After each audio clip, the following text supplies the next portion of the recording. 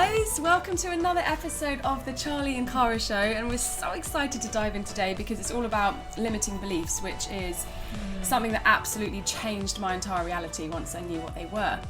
So Cara's going to dive into explaining, what limiting beliefs are and where they stem from, the impact they have on us, and how we can shift them to actually have, again, better lives, better beliefs, more confidence, etc.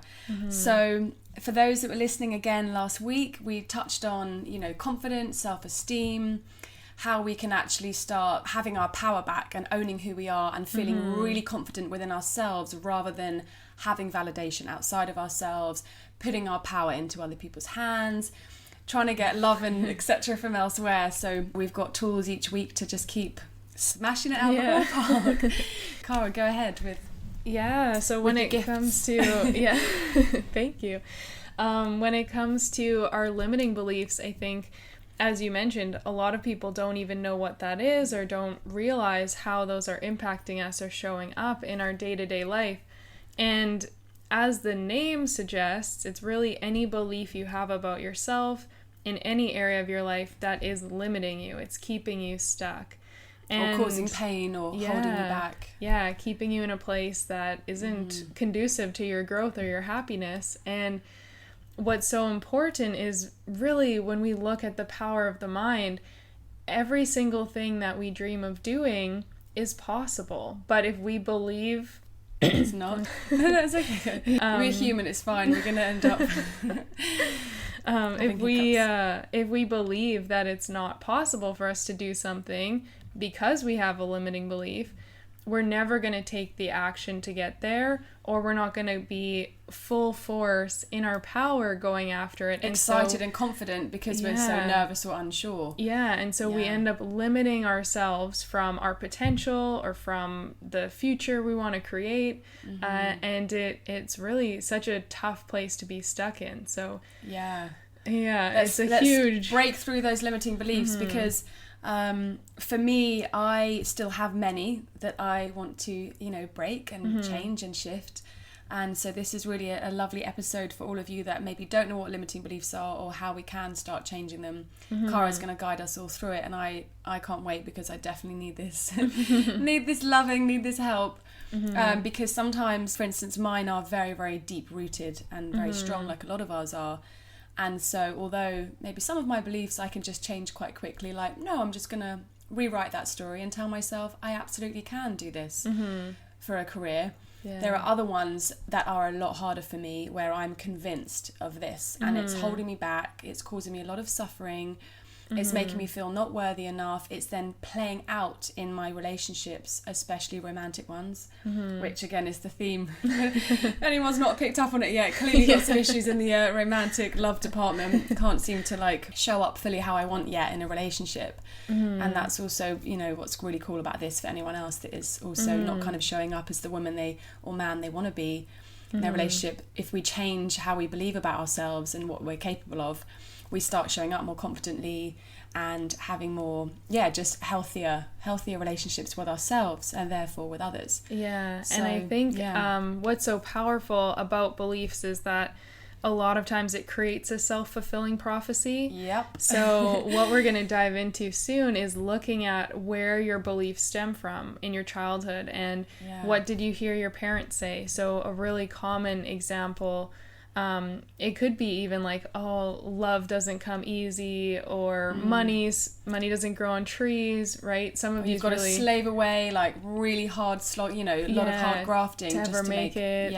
or to get by. And these beliefs can become so deeply rooted, and because our brain accepts them as truth and as fact, then it plays out this self-fulfilling prophecy. So we get in a relationship, but that voice in the back of our head is saying, oh, love is so difficult to find, or love doesn't exist.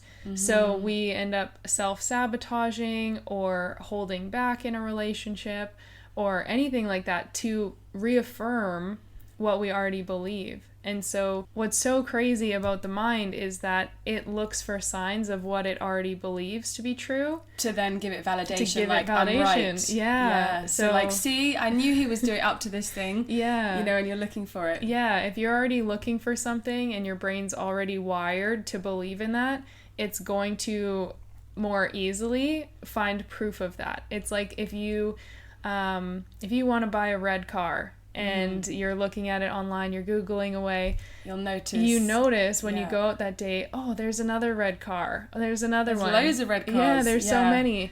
And you think it's this magical coincidence, but in reality, it's that your brain has just been kind of rewired in the moment to focus on it more. So you're noticing it. It's not that there's more red cars, it's just that you're noticing them more. Right. And that actually brings me on to, again, we want to recommend and suggest certain things throughout this podcast series. Joe Dispenza, who's one of my favorites, who's all about rewiring the brain. If you haven't checked him out yet, guys, just click on any of his YouTube videos or on Gaia.com, where a lot of his videos are too. It's just amazing. Like, he's also changed my life, and he is always about you get what you focus on. So the brain will literally start getting more of, if you're feeling insecure and your boyfriend's going to leave you, you will get that. You will actually manifest that and create it eventually, because it's in your body. It's the energy you're exuding. Focused on it that no other possibility exists to you. Exactly. You're like, this is gonna happen. Yep. And then you behave in accordance with that. So then you start being much more paranoid and nervous, and then the man feels it, and then they're like, they'll be like, get me away. Exactly. And then you will literally drive them into someone else's arms, which I have actually done before, and that's why it sucks. You know, that's why it's so painful, because and so powerful and important to change this stuff, because I've literally created so many times, all of my fears have become a reality because I've been convinced that they're going to happen. Yeah, and you've seen it play out. Seen it play out. And then the problem is, the more they play out every time, you're like, see, this is just what happens to me, like, every time. But actually, we are in charge. Take that responsibility back, and we can change that to have a different story. Totally. And with that said, I think this is where looking at your upbringing and looking at the beliefs of your parents or your caregivers is so important, because if you had, for instance, I know both of us, our parents separated, and if we then heard stories about love or marriage or like negative comments towards the other parent, it becomes really instilled in us that love is hard to come by, or like it doesn't exist, or all men are evil, or whatever it is. And that really dictates so much going forward, where a lot of times our limiting beliefs, I'll catch myself and I'll be like, is this actually me talking, or is this my mom? Like, is this one of her beliefs that I'm just expressing, and it's coming second nature because I've lived with that for so long, or I've reaffirmed it for so long. And so creating that awareness around, is this actually my thought, or is this from a parent? Is this from a teacher who said I wasn't smart enough, and I believed it for all these years and created this big limiting belief? And am I letting that teacher from grade 4 show up in my career now as an adult and make me feel inadequate? Like, whose story are you telling? Who's talking? Exactly. And so let's go into an example then, because you know I love my examples. It just makes it easier for people that, and myself, to understand exactly, like, you know, how it's played out. So let's say, can you talk us through how we would, so let's say we have a belief around something at school, or a man, or, you know, dad left mum, so that means I'm going to be left by the man. And that's just how it plays out. How do we rewire that? Like, how do we rewire that and plant a different seed in our head, but then actually maintain that? Because these are deep rooted. So it's like you said in the other episode, you know, it's one thing to just stand there and affirm, but if you don't do it from the inside out and really shift it, then it's not going to be permanent, you know? It might not stick. So with something like that, having the awareness again around the belief, and having this idea, say, you know, it stems from your dad leaving your mom. Let's just go with that example to make it more simple, but you guys can obviously apply this wherever you are in your life. But you have this limiting belief, and then because your brain has focused on it and created it as truth, over the years, without you even realizing it, subconsciously you were seeing, oh, this person's parents got divorced too, or this man treated his wife poorly, and or so you're gathering, collecting all these stories. And so you've been actually dismissing any stories that say the opposite. So one of the things that can be really helpful is to spend some time reflecting on all of those other stories. So that were success stories where the men and women had amazing relationships, where they did last forever, where they didn't get cheated on or hurt, or one got bored, you know. I looked at my parents and their relationship for so long, and it made me really cynical. I was like, love is stupid, I'm never getting married. I had all these beliefs around that, and based my whole reality around what I knew from them. And then as I understood this more, obviously, I started to look, well, actually, a lot of my best friends growing up, their parents are like madly in love and perfect partners and have really healthy relationships. So if I look at them and use them to fuel my beliefs, they're giving me proof that, you know what, love does exist, and you can find your perfect partner. You can have this healthy dynamic. You can be really compatible and be in love forever. So positive reinforcements and choosing to put your focus on the success stories, not on all the negative collections, and actually starting to change the way you see it and perceive it, which will also start to shift your experience as well, right? Just really giving you the chance to see that there's always two sides to every story. So yes, we could fuel and focus on our negative again and what we believe are experienced, or we could focus on something that is going to call in a better life for us. And the more you start to focus on those positives, you'll see that, you know, just staying with that example, you'll be out walking around and you'll see that there are actually like very kind, polite, nice men out there, or you'll have a more positive relationship next time, or you'll feel more equal. You'll start to see the scales balancing out versus before it was so heavy on that one side. All you noticed or attracted into your field was that negative person or situation. Right. And then so the more that you start having those good experiences, noticing people out and about, having good interactions, then you're telling yourself, the subconscious is like, well, actually there is real hope, and this can be possible. And then you start to just feel more into that, and then you're naturally laws of attraction, right? Because everything's energy, and we're going to naturally match up to whatever energy we put out, just like a magnet. If you put a magnet up there, and we will do a whole episode on laws of attraction and manifesting, but if you put something like in a science class, a magnet up there, you can't bring in what's down here. You'll only match up to something, the laws of science, that is on that same frequency. So if you're operating down here with your little magnet, which is what we are, you're only going to keep bringing that in as well. So it's our job and responsibility to choose to notice the good stuff and to choose consciously better thoughts and better experiences, and then we will start generating that for our lives. And before you know it, we've had a giant transformation, everyone's happy, and it's great. You're with your soulmate, you have your money, your lifestyle, your freedom, everything. And the more you see it, I think where people get stuck is that they give it a try for a really short period of time, and they give up. They're like, oh, this isn't working. This, you know, so and so just did this, or I attracted this person, and like this stuff is lies. It's, you know, like they just don't believe it. And it's like you just have to realize that you've spent a long time reaffirming and attracting one way.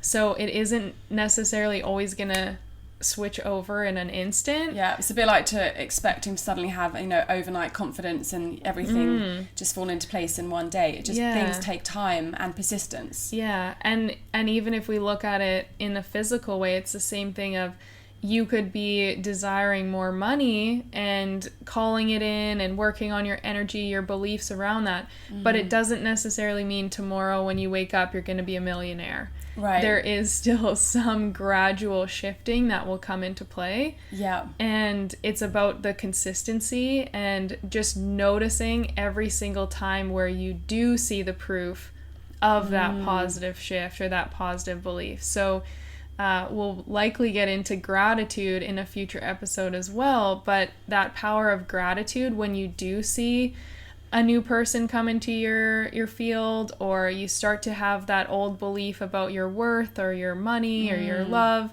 you start to see that shifting, like really be grateful and celebrate it, and allow yourself to feel good about the shift that you've noticed, so that it does become a lot more fun. You can make it into a game and keep just slowly building yourself, and then suddenly it will start to show up in like massive ways. Yeah, I love that. And I love that you said and just reminded us all about the kind of seeing it and making it fun and turning it into a game, because it can get heavy, and that's one of the reasons we really want to keep this show very lighthearted and just like two soul sisters, two friends hanging out, but having these deep chats, but in a light way, because it can get heavy. And I think we've got to remember that like this is a joy and a blessing to just keep learning and growing. It's part of the human experience, and we can make it light and fun. And sure, it's not always that way. It's going to be messy, it's going to be painful, but it's also good to remember the fun aspect and like practicing here and like talking to your friends about it and sharing different tools. Yeah, exactly. Because it is constant. I think we have this expectation that, I'm going to hit this certain point and everything in life is going to be perfect. I'll never have a limiting belief. I'll never have an insecurity. Oh my God, I'll never... the amount of times I've thought to myself, after this retreat, this is the time, it's going to shift on this retreat, 7 days of silence. I can feel it coming. And then 7 days later, sure, I feel amazing for 2 days, but then like straight back into the old ways. And so it is this constant daily, hourly practice. Yeah. And that's where making it fun is so important, because if you make anything in life difficult, you're not going to enjoy it. You'll be more stressed, or you'll put more pressure on yourself. And then it's obviously not fun, but it's also...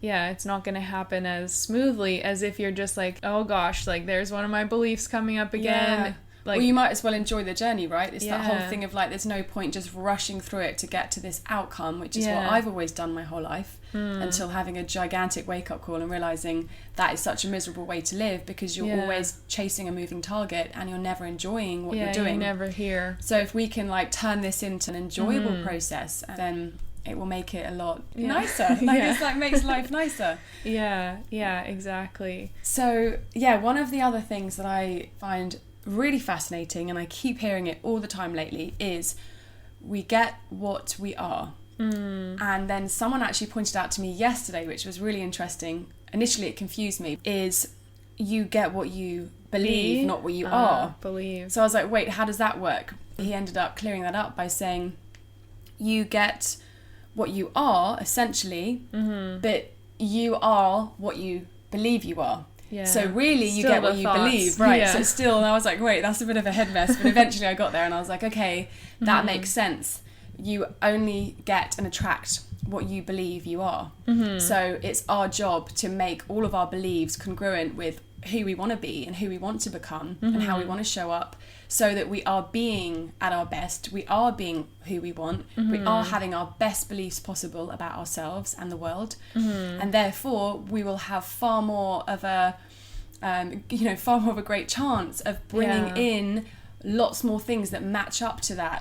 So really we can't expect to have wonderful things come into our life, can we, if we're sort of thinking, oh well, I'm not good enough, or I'm no use at this, or I always am left, or I've got all these insecurities. There's the limitation. So can you just give us a little bit more depth on that, and how we can... And see, I sort of see it as well. We get who we be, like, or who we're being, right? One of my mentors always says that you don't get what you are. I don't know what she says, actually. Probably you don't get what you want. You don't get what you want, but you get what you're being. So that is your beliefs, that's your energy, that's your whole alignment around things. But I do think if say you grow up and you want to go to space, and your big dream is like, I'm going to go on a rocket ship, I'm going to go out into outer space. If you believe that's possible, and you believe you can do it, you're going to take the actions. So you're going to align, you're going to do the work, you're going to follow this career path, you know, you're going to be eat, sleep, breathing that stuff. Yeah. And obviously the likelihood of you doing that is increased. But if you believe that it's going to be really difficult, or it's not possible, or you have family members who are saying like, get out of the clouds, that's never going to happen, then you are more likely to fall off track, take less action, have less confidence towards it, give less energy to it, because you're kind of like, well, it might not happen anyway, so you're not going to be putting out there exactly energy. And then most likely it is gonna, like, there's a less likelihood of it actually happening. And you think about even people in LA, there are people who are like dead set on, I am gonna be a star, I'm gonna be this person, and no matter who says anything to them, no matter what experiences they have, on a mission, they know that that's what they're gonna do. So they're so set in their plan, everything that doesn't fall into that plan is like blocked out. It's pushed aside, and everything is just laser focused. Yeah. And that's why they make it. That's why they get there. Because when every time they're showing up or like hanging out with someone or in a restaurant, wherever they are, they're carrying that level of confidence and belief and talking about it confidently and openly. Yeah. So then that's even where you're more likely to bump in and have people, places and opportunities that line up for you, because you know who you are. You know who you are. You know what you want and what you deserve. And then people go, cool, I love that. You know what? Like, let me introduce you to this producer, and then before you know it, something's happened there. Whereas if you were like, if you're like, I'm not sure, or they're not going to line you up with the producer, like, I don't know if I'm actually ready yet, or good enough, so I'm going to kind of just play it safe. And that's where the beliefs really dictate so much, because if you can just be so rock solid, confident, or so set in what you believe about yourself and what you believe is possible, like, this is what I want, it's happening, then you are going to do everything in your power to align with it, and to push through the roadblocks, because obviously there will be days where your family or friends make a comment, or you see something that makes you feel like, ooh, can I actually do this? You might have those bumps, but if you can keep correcting and going straight after it, that belief is going to do everything for you. Absolutely. And it's that whole thing of like, nothing can get in your way. You know, when you see people that just go after what they want and nothing will stop them, and you really do see, I know quite a few people that are like that, and they get exactly what they want. They go after it with sheer determination, total confidence and faith. And they just take the action steps, and before you know it, like, you're like, he's done it again. He just managed to like have this most magical experience where it seems on the outside everything's fallen into place perfectly, but actually it's because they've been believing it and aligned. So things did work out. A friend of mine shared this amazing story the other day. I forget what book it was from, but they had someone who was a pretty pessimistic person, pretty negative, and someone who was like very positive and optimistic. And they were doing this study, and they sent each of them into a coffee shop and like interviewed them after. And they had set things up in this shop. So there was like $5 on the ground, and there was this really well-off producer or something like that sitting in there too. And so after the pessimistic person left the shop, they said, oh, what happened in there? And he said, oh, like, nothing good. It was just another trip to the shop, like, nothing special. And he kind of grumbled away because he didn't see anything. He wasn't looking for it or believing that good things could happen. And the positive person came out and was like, oh, I found $5 on the floor. It covered my coffee. I sat down and started chatting to this guy. He actually does exactly what field I want to get into, so I've made this connection. And so he just had the best day ever, and it's all because of his own beliefs and his mindset and the fact that he's vibrating and living from a more positive space. So I think that story is just such a good reminder of how much our own attitude and beliefs dictate every single day of our lives. They really do, and that's why it's actually number one, isn't it? Like, in all of this work and these different topics, I mean, it's all kind of, you know, tied into each other and equally as important, but Yeah. the thoughts really are such a key factor, because Yeah. we constantly run these cycles of thoughts over and over and over. We spend all of our time with our thoughts, so we will become our thoughts, or we will believe our thoughts. So we have to make sure that we've got our thoughts in check. Yeah, exactly. And that's something that took me 34 years.